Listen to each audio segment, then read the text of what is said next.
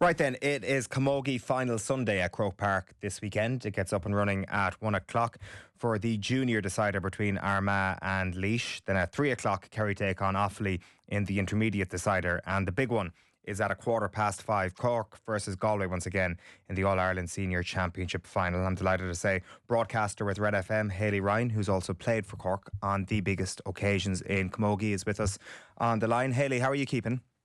I'm very well, Eoin, thank you. How are you? All good. Is there an added pressure on this Cork team this year, given they need to assess the graveyard that's been left behind after the hurling final and try and lift an entire county sporting hopes? I don't think the result in the lads' game is going to have too much an impact on the girls. To be fair, as disappointing as it was, they're not going to be thinking about the boys and their result just equally like they wouldn't be thinking about the girls. They're just going to be fully focused on themselves, but naturally there's going to be pressure anyway. It's All Ireland final day, so that brings a lot of nerves and a lot of tension, of course. Am I right in saying that you've played in both the intermediate and been involved in the senior final at Croke Park? Yeah, so I would have been involved with the intermediates back in 2023, back in 2022, sorry, and then senior the last 2 years back in 24 and 23. So we lost the intermediate in 22 to Galway actually, and then we beat Waterford in the senior the year before last, and thankfully we beat Galway last year. So I was a sub in the two senior All-Ireland finals last year then. How does your preparation differ between those, say, the first experience with intermediate and the two senior finals? Because we were having this conversation with Darren O'Sullivan on the football side last week, is that when it comes to Women's All-Ireland final day, there's a lot of action before the senior decider. I'd imagine it's a bit of a different approach coming into the senior setup versus being in the second game with the intermediate team 3 years ago. Well, would you actually believe there's not much of a difference? I think we're very blessed. We're very blessed in Cork Camogie that it's such a high standard, and I think I genuinely didn't notice much of a difference when I went from the intermediate setup in terms of training and standards of training and the girls around you and things like that. But I suppose there's just that bit more commitment to the senior, psychology meetings. There's just a lot more involved, and obviously there are some top quality, just that bit more quality around you in a senior setup. But in terms of preparation for game day and for the match itself, there wasn't too much of a difference. You're on first actually with the intermediates, so you're on before the seniors. So it's and then when it comes to the senior, you're not even thinking about the intermediate match really. You're just focused on your own one. When it comes to this weekend, then Cork going for a third title in a row, it's really interesting to look at the role of honour and Cork, obviously the powerhouses in Camogie, to look at the counties who have completed a three in a row since Cork. Wexford, obviously, the most recent team to do it when they did it in 10, 11 and 12. Kilkenny and Tip have also achieved a three in a row since Cork have last done it. So I'm sure this is a motivating factor for Cork as well coming into this weekend. Without putting too fine a point on it, it's about time that Cork got themselves another three in a row. It is, yeah. I think Cork, this is the 8th time. I read that in an article actually in the last day or two. Cork, it's their 8th time going for a three in a row in the last 62 years, and they've been stopped the last 7 times. Wow. So we're sick to death of it now. We need a three in a row, and I'm sure the girls are I mean, there's some of them going for their 7th All Ireland, so getting another All Ireland is obviously amazing, but you want something different. All those girls, they're so, they've achieved so much. They want that three in a row, and they want to be on the panel that gets the three in a row. So you can be sure that's a motivating factor for them now going in this weekend. How did they manage to keep this motivation at that level after what's happened the last 2 years? Who's driving the standard in that dressing room, and who's keeping this thing at the very top of their game and not allowing them to even kind of slide into second place almost and allow somebody to kind of take them over the last 2 years? It's 100% the girls themselves. It's the panel, because the panel is so competitive, and I think there's just, like I mentioned, there's so much talent on it. One slip up, even if you pick up an injury, you'd be nearly afraid to say that you're injured. You'd actually be afraid to take a session or two off, because you haven't a hope. Then you may as well kiss it goodbye. You're not going to get your place unless maybe you're one of the ones, the ones who've been there a very, very long time. It can be quite difficult to even get into the, not mind the 15, but even to get into the 20 on that Cork Camogie panel is really, really difficult. So it's the girls driving it the whole time. If you want to get in there, you need to, whether you're starting or whether you're a sub, you need to be at your A game constantly, every training session, and obviously every game as well. Has this year seen much of a turnover in terms of the players that maybe won't play or will play kind of a bit part this weekend? Because we're not always totally au fait with the full A versus B lineups in training. Is there a big turnover with regards to those that are really pushing the standards from, say, numbers 20 onwards? There might be a difference in obviously the 20. I think, Clodagh Finn, she was unfortunate this year. She was starting all up along this year, and she picked up an injury just before the All Ireland semi-final. So she actually wasn't togged out in that semi. And I think if Clodagh, and obviously Ger Manley has released the team now, so it's the same team as the All Ireland semi-final. But had Clodagh been in there, it would have been a difference all right from last year. She didn't start. She came off the bench last year, and she was fantastic. And I'm actually gutted for her that she's not starting this weekend, and again, it would have been a difference. But for a lot of the team that's starting now to this weekend, it's a lot of the same girls. Like I said, it's really hard to break into the 15, and yeah, it's very much the same names. But in terms of the 20, I think you'd be expecting again Cliona Healy. She didn't make the starting 15. Another one who came off the bench last year too, and I think that we'll be seeing Cliona as well. So it is a lot of the same names, but I think Clodagh Finn is she's the new name, and I thought she'd start, but no, she didn't get her spot back, but you can be sure she'll get back in. Emma Murphy's in.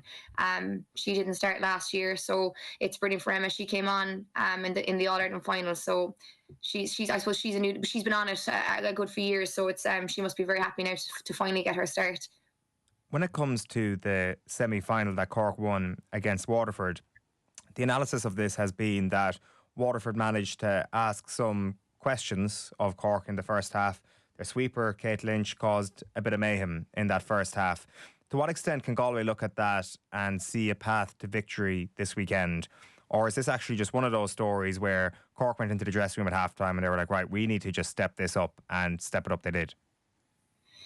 I do think it was a case of when they went in at halftime, there were probably a few harsh words spoken, and I think even amongst the girls themselves, they would have been disgusted to have gone into that dressing room a point down to, and Waterford are fantastic. It wasn't that it's not, no disrespect to Waterford, but Cork would have definitely expected, I would think, to have been ahead at halftime going into that dressing room. And the sweeper that Waterford applied, that's Cork are no strangers to that. Whenever they play against teams, they're used to playing against the sweeper, because every night in training we would be training with a sweeper, because you don't even set up in training as 15 on 15. They're constantly preparing for a sweeper system. So I think when they go in to face Galway are so familiar with Cork, and Cork are so familiar with Galway. I think it's a little bit different. I think they're just going to nearly go out and play. I don't think Galway would. I think they'd back themselves against Cork. I don't think they're going to be fully focused on having a sweeper. I think it's going to be just a pure clash of the Ashnard, two of them going for it. And I think not that it's the weaker teams that apply sweepers, but I think that Galway won't be focusing on having a whole sweeper system against Cork. It's going to be proper, nearly 15 on 15, I would think.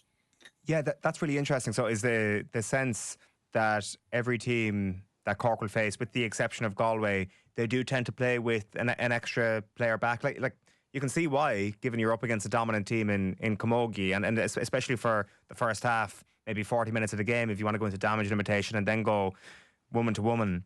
It's not a criticism of a team to play a sweeper, it's just a fact. It does seem that every team other than Galway do it against Cork.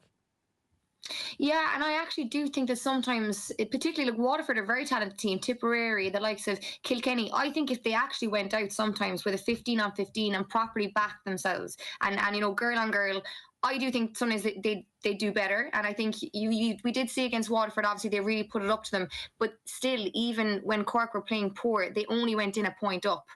And I think that's not a huge, that's not giving Cork it's not a huge gap, is what I'm trying to say. And I think that if they actually had gone 15 on 15, teams would be well able, a lot of them, like the likes of Tip, Waterford, like I said, Kilkenny, but they do just tend to fall into that sweeper system. Galway's defence seems pretty rock solid, regardless of not having a sweeper back there. A concession of 10.2 points per game in the championship is a hell of a defensive record. How are Cork going to manage to unpick that? Yeah, I think that's one thing is a standard for me, is the Galway defence. The likes of Dervla Higgins, Roisin Black, they're super, really. I think any forward would be very nervous going in to mark the likes of them. So, but in saying that, Cork's forwards are very talented, and that's something that those girls in the defence will be very worried too, because it's good players up against good players. So it's just, I think it's going to depend on the ball going into the forwards. It's going to have to be absolutely perfect. I think if you give a 50-50 ball between, I don't know, let's say Orla Callan and Dervla Higgins, it gives Dervla that advantage because she's so physical, she's so strong.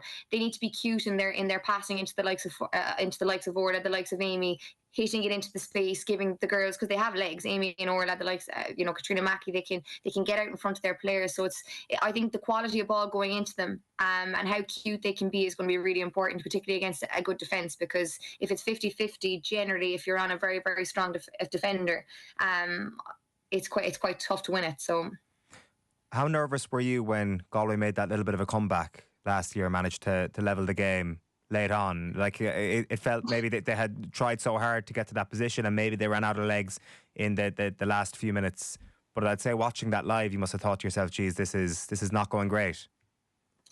Up the walls, Owen. We were there's actually a photo of of the subs. It just takes a picture of the subs. I think it must have been in the last 2 or 3 minutes.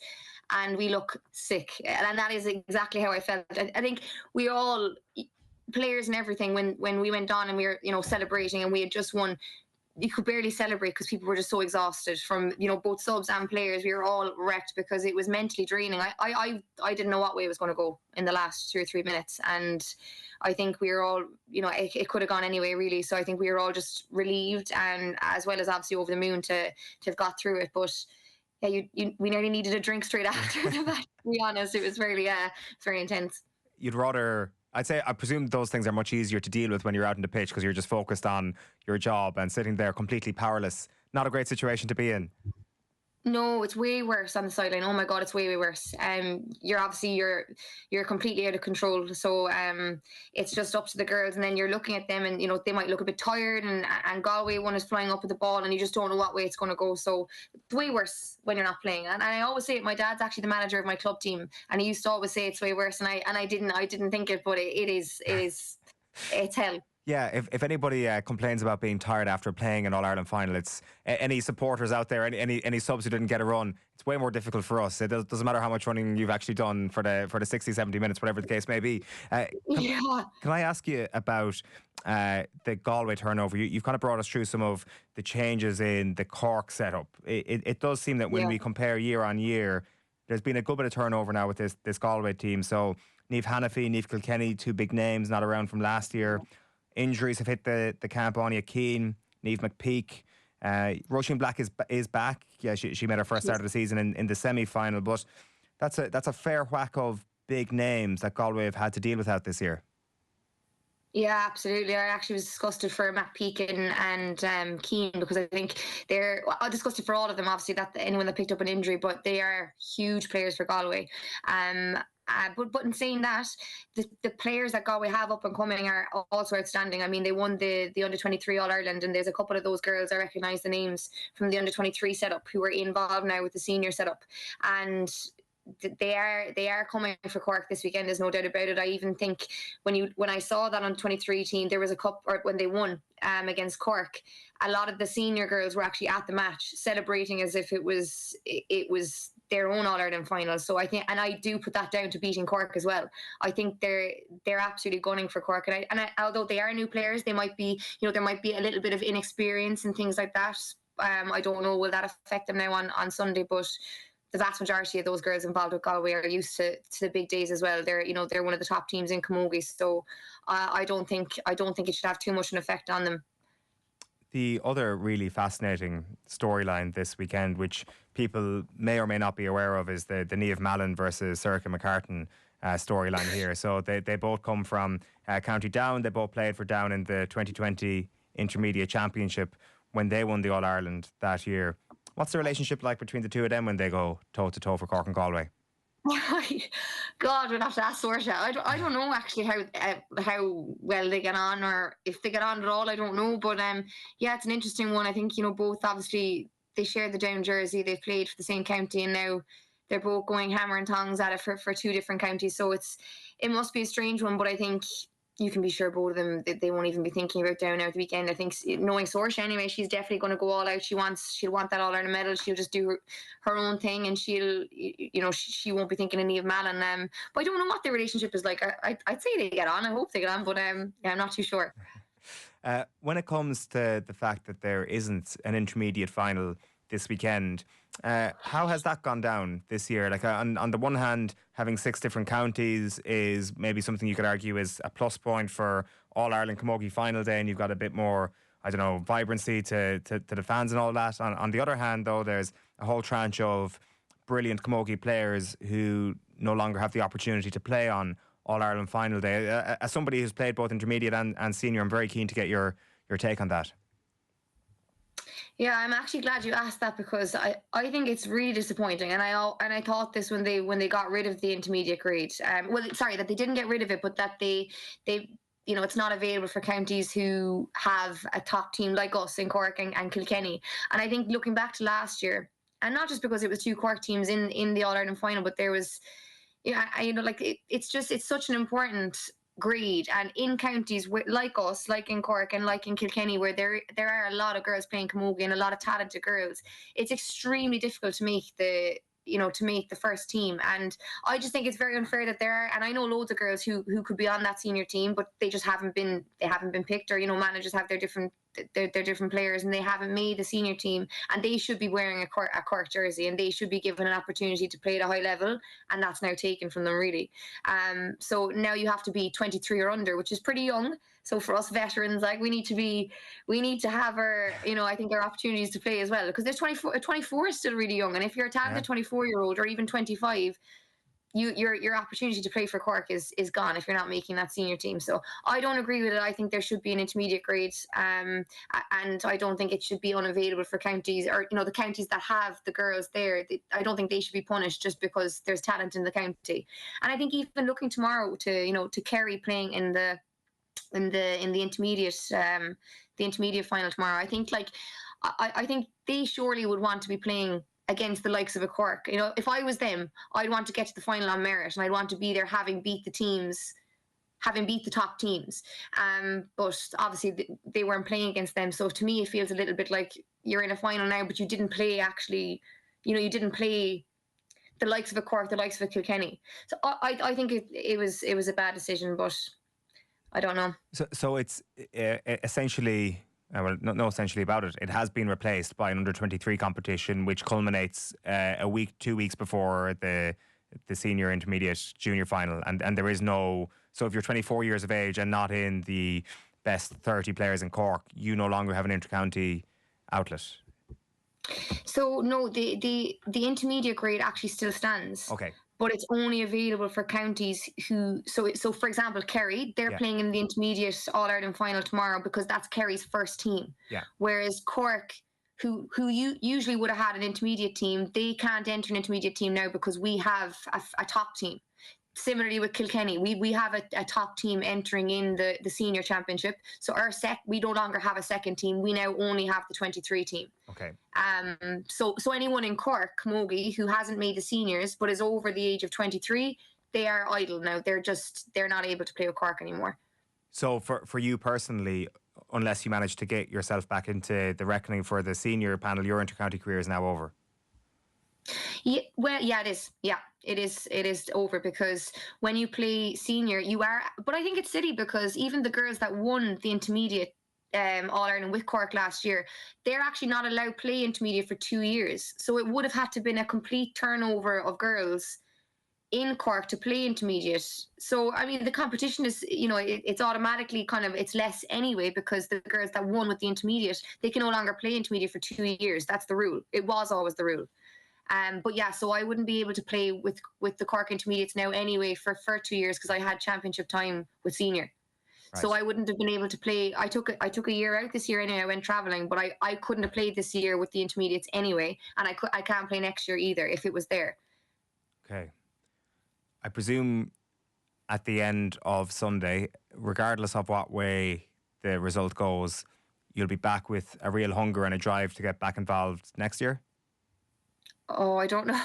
Geez, I don't know. You know what? Now my full focus, and this isn't just to get out of the thing, is my club, and that was my plan for this year anyway. I just Okay. wanted to be playing my club. It kind of a lot of factors kind of come into those decisions. I even like just to step away this year was extreme. Like I didn't know what I was doing. Honestly, I was thinking about it as soon as we finished, right up until January when Jer sent in the message about a team meeting. I didn't know what I was doing. There's a lot of thought has to go into that. Even and I assume if I was to think about going back, a lot of thought would have to go into that too. So I haven't actually thought about it. Just fully focused on the club now at the moment, which I'm really really enjoying. Very good. And will you be in a complete state of agony on Sunday watching this, or a little bit toned down from last year? I'll be toned down from last year, Okay. definitely. I will be toned down. Obviously, I want the girls to win, and I'd love them to. I'd love to for them to get the win and to get the 3 in a row. But I'll be much more relaxed. I'll be relaxed, but I'll be bullying for them. I'll be buzzing for them if they do win. Of course, I will. For sure. Just we should mention Laura Tracy as well, because the sound that was supposed to emanate from the speakers in Croke Park 4 weeks ago was supposed to be Killa, and it never happened. It was obviously Tipperary who got the win. Laura Tracy, star of the show for Cork and also from Killa. There'd be a little bit of poetic justice for all Cork sports fans if she was to lead Cork to victory on Sunday. Oh my God, yeah, definitely. Laura, I mean, she's been around. She's been on that. Sorry, my dog was barking, by the way, so I do apologise. There's All good. definitely. He's a big Laura Tracy fan. He loves Laura Tracy. That's what it is. Yeah, we'll say. Yeah, we'll say that. But yeah, she's just been there so long. I don't know how she's done it for as long as she has. But I think for the likes of Laura, who and there's many more. The Mackeys and Aisling Thompson. They've all been there a long time. But I love them to do the 3 in a row, because I remember actually Laura said to me. She said, I've only ever gone for 3 in a row. So, because I thought it was a big thing that the Cork were going for 3 in a row next year, and she was saying, "Oh, Hayley, I've gone for 3 in a row more than once." So I think it would be nice then for the likes of them if they have gone it before and it's been turned down, I suppose, or they haven't gotten it. It'd be nice to see them get it on Sunday, definitely. Hayley, I will let you go, but I presume you're backing Cork to win on Sunday. You reckon they're going to do it? Do you know what? I actually, and I'm not biased. I think Galway could be very, very. I really do think Galway are going to be bullying for Cork, and I think it's going to be even closer than what it was last year. And what I Right. really like about Galway, and I think it's like their, I don't know, it's their gem. I think Cathal Murray is just, he's such a cute, and not cute as in like cute, but he's clever manager, and I really, really think he'll have his homework done for Cork. So I don't know. I actually don't know, but I'm going to back Cork just given the talent that's there, and I've seen them and I know the way they are. I'm going to say Cork maybe by 2. Well, try and enjoy it, Hayley. I'm sure it'll be more enjoyable than last year anyway. Hayley Ryan, thanks a million. Thanks, Owen.